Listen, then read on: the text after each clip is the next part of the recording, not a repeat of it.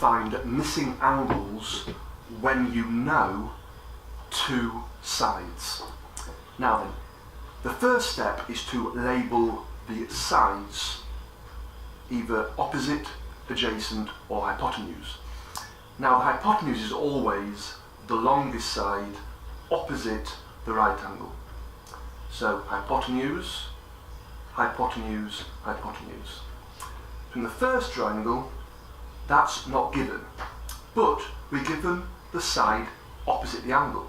So that's the opposite, and we know the other side, which is next to the angle, that's called the adjacent. Right then, we then identify which of the SOHCAHTOA equations to use. Now, we know the opposite and the adjacent, so we use the tan equation. So tan of x is equal to opposite over adjacent. Opposite over adjacent, or 5/12. Then, to find out x, we have to do the inverse tangent function, or shift tan on the calculator, or inverse tan. So it's inverse tan of 5/12. So we put that into our calculator and we get the answer, which is 22.6 degrees.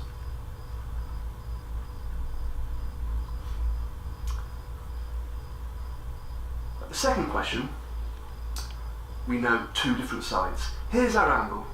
One of them is the hypotenuse because it's opposite the right angle. This one here is not opposite the angle, it's therefore the adjacent. So we know the adjacent and the hypotenuse. So we identify which of the equations uses those two sides. It's the cos ratio. So cos of x is equal to adjacent over hypotenuse. Adjacent over hypotenuse. So 4/13. So to find x, we do the inverse cos of 4/13. So we put that into our calculator.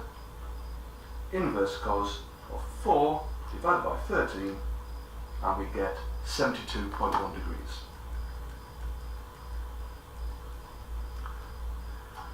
So the final one, here's our angle.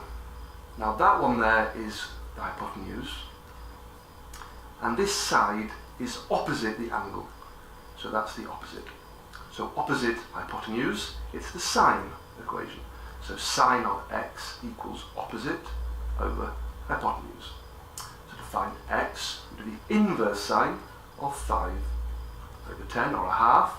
So we get x equals 30 degrees. So there we go.